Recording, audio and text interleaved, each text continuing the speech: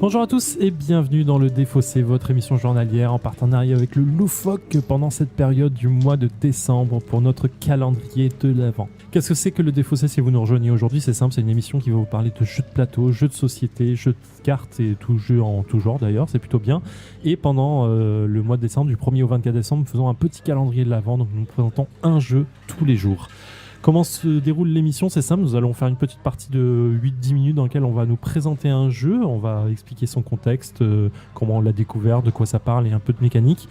Ensuite, on va y jouer tranquillement avec ma pote Alex et ensuite on fera un débrief à chaud. Et j'ai parlé d'elle, je l'ai présenté. Alex, comment vas-tu? Ça va et toi? Bah, ça va plutôt bien, on est plutôt bien, au Loufoque toujours, là j'attends mon burger. Franchement, on va faire vraiment partie des meubles au bout d'un moment. Ouais, j'ai peur de ça, tu nous laisses un jour dans un truc qui nous enferme. Et à côté de toi, nous avons notre fabuleux team, comment vas-tu? Ça va très très bien, encore une fois aujourd'hui. Encore une fois, tous les jours, il va toujours bien, c'est toujours bien au Loufoque. Et de quoi tu nous parles? Qu'est-ce que tu nous présentes aujourd'hui? Je vois une boîte plein de couleurs sur la table. C'est joli.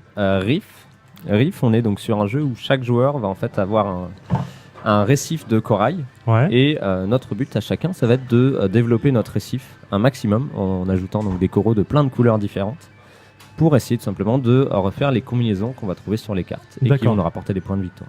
Aussi simple que ça. C'est aussi simple que ça. Ah oui, très rapide. Très simple.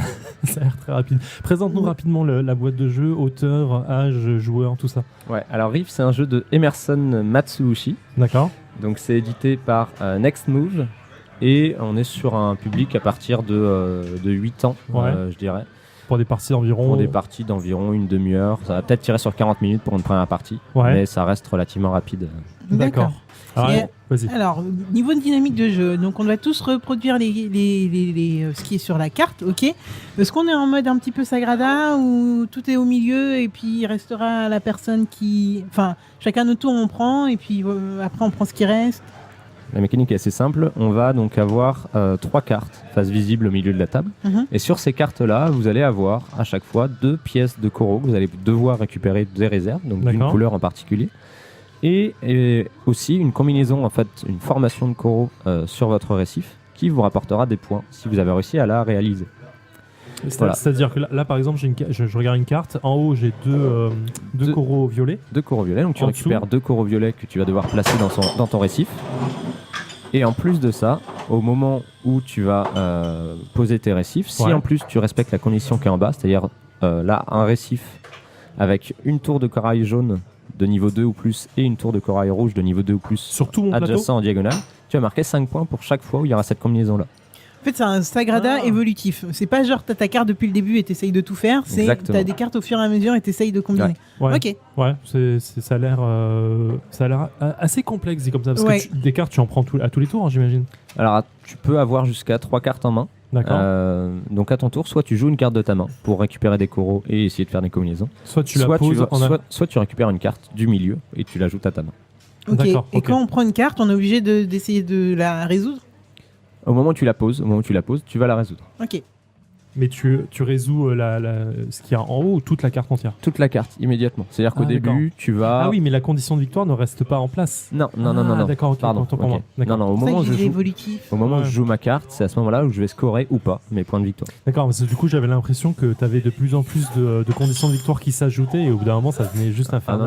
Non, parce que tu finis avec beaucoup de cartes. Donc si vraiment c'était ce système-là, ça te fera des combos infinis. Oui, c'est pour ça me semblait bizarre, effectivement. Mais alors, petite question, est-ce qu'à un moment où tu as une carte, tu peux te dire que c'est résolu direct parce que tu avais déjà les conditions pour... Alors, qu'on soit bien d'accord, il y a deux choses que tu peux faire pendant ton tour. Soit tu prends une carte du centre que tu ajoutes à ta main, et à ce moment-là, c'est tout ce qui se passe, il ne se passe rien d'autre. Soit tu vas jouer une carte de ta main, et à ce moment-là, oui, tu poses tes coraux, et oui, tu résous ta carte. Ok. D'accord, ok. Donc oui, ça reste vraiment simpliste en termes de mécanique du jeu. Ouais. D'accord. En termes de matos, donc on va empiler, c'est ça, les coraux les uns sur les autres? C'est ça. Alors les coraux, c'est des grosses pièces de plastique, donc de différentes formes. Et en fait, on va pouvoir les placer sur notre plateau. Et si on veut, on va pouvoir empiler des coraux, même si c'est pas la même couleur. On dirait des duplos. Ouais. Ouais, c'est un peu l'idée, ouais. Parce que ce qui va compter, en fait, c'est la vue du dessus de votre récif. D'accord. C'est-à-dire que si vous avez un corail jaune sous un corail vert, le corail jaune n'existe plus. Il constitue une D'accord. base qui a évolué maintenant en Mais corail du vert. coup, sur ma carte, celui qui me dit je dois avoir un corail jaune d'une hauteur de 2 ou plus, Il faut si, que ça si en dessous c'est vert, on s'en fout. On s'en fout. Par contre, il faut que ça soit vu du dessus, donc il faut que ce soit le jaune qui soit au-dessus de ta pile de corail. D'accord, ok, donc là je comprends un peu mieux le truc. Ok. Je comprends aussi, mais ça a l'air fun. Donc, Ça a l'air assez fun, les explications sont très rapides. Écoute, je crois qu'on a fait le tour en termes de concept de trucs. Ouais, complètement. Je précise, c'est donc de 2 à 4 joueurs. Je l'avais Ouais. pas dit. En fonction du nombre de joueurs, on va forcément adapter le nombre de ressources disponibles. Ouais, Et la partie s'arrêtera quand l'un des 4 types de coraux sera complètement épuisé. d'accord, ce qui D'accord. semble arriver vite, mine de Ce qui rien. peut quoi. arriver assez vite. Ouais, ouais. D'accord. D'accord, mais Ok. on va avoir un beau tas qui va s'amasser, je pense, parce que le temps qu'on finisse quand même. On Ouais. dirait une forme de puissance 4 améliorée. C'est un ça. peu dur de dire ça. Mais... Ouais, Ok, bah écoute, c'était rapide, c'est précis, on va passer tout de suite au jeu, on va On pas peut y attendre aller. plus que ça en fait. ready. Bah, Alors, Allons-y. go. Go. Ah, un carré jaune. Mais que se passe-t-il? Donc ça me fait 5, 6? 6. Parce qu'il a accumulé c'est chaque Ah, pour tour. tous les Ouais. violets, d'accord, ouais, d'accord. Ah, la gars, il compte les points des gens. Tu as compté mes points? Ouais, je t'ai fait de la monnaie pour voir. Ah, t'as fait la monnaie ouais, pour voir combien j'étais. Putain, salaud. Mais tu gagnes là, t'es loin. Ouais, mais Même- je gagne, fais la monnaie pour Alex et dis-moi combien là. 14 points là-bas, donc. Hein Ah, mais dis fais la monnaie pour Alex, dis-moi combien Non, là. c'est pas de monnaie. Oh, je me suis bien chié. Une fois que les trucs sont finis, on finit un tour ou c'est instantané? Ah merde. Ah, ok, d'accord. Bah, coup de 4. Putain, je vais jusqu'au bout, hein. Je me suis fait merder. Hein. Comme une merde. Hein. C'est que des diagonales en fait. Oh là là, jusqu'au bout. J'ai mal compris le jeu jusqu'au bout. Bah, je finis, enfin, je suis en train d'agoniser là, donc bien sûr que je finis la partie. Et nous sommes de retour sur le défaussé après une partie de environ 30 minutes de riff en compagnie de Alex et de Tim. Comment vous avez kiffé le jeu ou pas, Alex? Franchement, il nous a été vendu pendant plusieurs semaines, il faut dire la vérité, comme étant pas terrible. Ouais. Et je dois avouer qu'en fait, je sais pas si c'est cette préparation mentale ou pas, mais moi j'ai bien aimé. J'ai vraiment bien aimé. Je me suis amusé à faire ces fameuses combinaisons, à essayer de comprendre comment vous bloquez-vous tout en faisant le plus de combinaisons possible pour moi. Même si c'est vrai qu'au tout début, j'avais pas forcément compris comment fonctionnait chaque image, donc comment bien cumuler et tout, par rapport à des images bien spécifiques. Mais moi, je me suis bien amusé. C'est ce qu'on demande à un jeu, donc c'est basique. On va pas se mentir, c'est vraiment du basique. Ça demande pas une réflexion de fifou, mais pour moi, ça fait carrément le boulot. Ouais. Tim? Bah, effectivement, comme tu dis, c'est basique, mais c'est une demi-heure, quoi. Contrairement à d'autres jeux qui sont plutôt sur 44-45 minutes. Donc une demi-heure, là, ça On se va demande vite. de quoi il parle. Ça tourne bien. C'est simple à jouer, les objectifs effectivement changent souvent, donc il faut s'adapter, mais ce qu'il y a, c'est que ça va tellement vite de jouer des cartes et de récupérer des ressources que c'est pas gênant en fait que ça change constamment comme ça. Ouais, je suis d'accord. Ouais. En fait, c'est rapide, c'est amusant. On voit tout de suite où on veut en venir. Enfin, je dis ça, mais moi, je suis parti complètement à l'ouest. On va le dire tout de suite. Tim a gagné avec 50 et quelques 55, points. ouais. Alex en second à 30, je sais plus, 36. 40 points, un truc comme et ça. toi, Moi, je suis 34. dernier à voilà, très très peu de points. Avec une erreur qui. Mais au final, J'ai fait des erreurs assez idiotes. t'aurais dû être beaucoup plus loin que moi en tout cas. C'est pas le ouais, mais effectivement j'ai mal lu les cartes et j'ai mal lu les couleurs, donc voilà, c'était complètement ma faute. Mais au-delà de ça, ça se lit vite, c'est compréhensif vite, c'est instinctif. On voit les objectifs très rapidement, ça s'enchaîne. Les cartes, à chaque tour, il y a au moins une carte qui change. Voire deux si on est plusieurs, enfin dans le sens où même si on est à 3 joueurs, il y a forcément quelqu'un qui va piocher une carte. Donc ça c'est pas gênant du tout en fait. T'as vraiment c'est un peu d'opportunisme, mais finalement tu prépares quand même ton coup 3 ou 4 coups à l'avance et quand Voilà. t'as tes cartes en main, rien ne change. Si tu sais que ta combo va fonctionner quoi qu'il arrive. Alex. Ce qui change par contre, c'est les cartes à disposition pour que tu arrives enfin à ton combo. Oui. Ça sort plus ou moins rapidement, on va dire. Il y a quand même 4 couleurs. Donc 4 couleurs. on sait pas trop ce qui va sortir. Et c'est vrai que moi en tout cas, je me suis retrouvé bloqué plusieurs fois par des couleurs qui sortaient pas. Donc au final, tu finis par défausser la carte que tu voulais faire. Donc tout ce que tu as préparé, ça servira pas forcément. Mais au final, c'est à toi d'adapter ton jeu. Et non, c'est un bon jeu de début de soirée, je trouve. Avant un gros jeu, bah voilà, ou alors de fin de soirée après un gros jeu. Ouais, Ça marche aussi. pour se faciliter le cerveau. C'est Ouais, complètement c'est clair. ça. Après le matos, bon, à part les pions qui sont Mignon. effectivement des duplos qui sont plutôt agréables et mignons, le reste du matos c'est vraiment pas foufou. Non, c'est clair. Par contre, effectivement, des pièces en plastique de cette taille-là, Je pense que ça a un prix quand même. Tu vois, si je devais estimer le prix du jeu, à mon avis, autour de 35 balles quand même. Ouais, je pense aussi. Ça, Ouais, ça monte vite Ouais. avec du matos comme ça. ça m'étonnerait pas. En Ouais. rajoutant ce prix, c'est clair que ça donne un peu moins envie. C'est ça le problème. Mais c'est tout l'intérêt de venir jouer dans un barrage. Ouais, c'est C'est c'est exactement ça. exactement ça. Mais en fait, on n'avait pas déjà eu cette problématique avec Santorini où on se disait, bon bah, matos qui fait que ça coûte cher, Ah, mais... au contraire, Santorini, c'est un des meilleurs jeux rapport prix-quantité de matos. Ah ouais Il est à 30 euros, Santorini. Ouais, il y a 30 balles, il y a beaucoup de matos, c'est plastoc, c'est assez simple, rapide. mais c'est surtout que la rejouabilité à Santini, elle Ah oui, est énorme. extrême quoi. Bah là aussi, la rejouabilité, on n'a pas vu la moitié des cartes. Hein.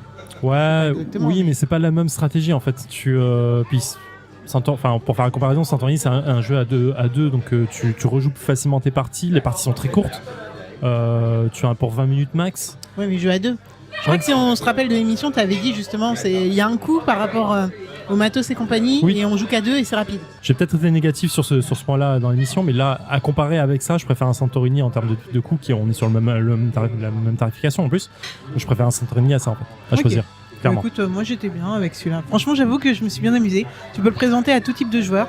J'avoue que je joue pas forcément avec des gros joueurs à chaque fois, donc ça c'est super simple comme dynamique, mais ça t'as quand même une petite mécanique à prendre en compte et à gérer. Donc Ouais, mais je pense pas que c'est le jeu que tu sortes le plus souvent quoi. Tu l'as dans ta ludothèque. Par contre, il y a un vrai effet d'expérience. Vraiment, moi j'avais fait quelques parties avant de Ouais. jouer avec vous.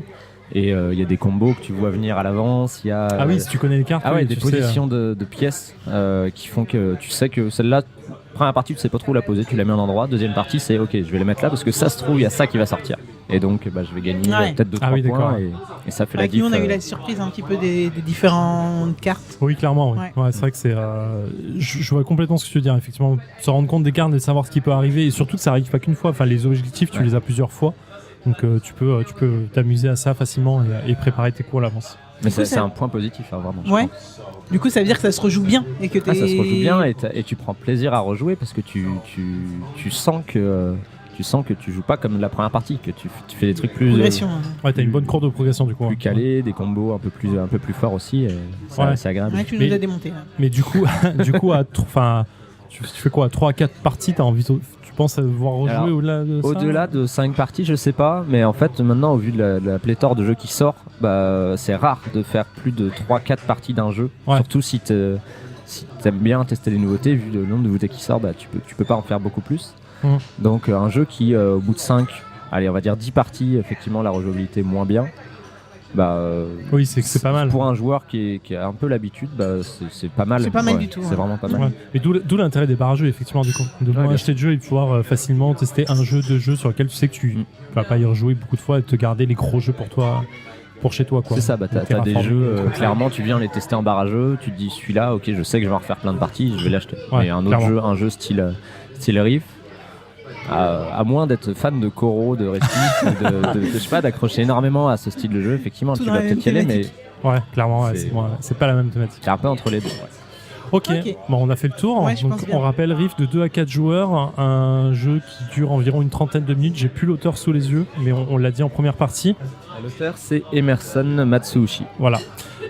Distribué par. Vas-y, t'as la boîte sous les yeux. Alors c'est édité par Next Move, Ok, mais distribué par je ne sais pas du tout.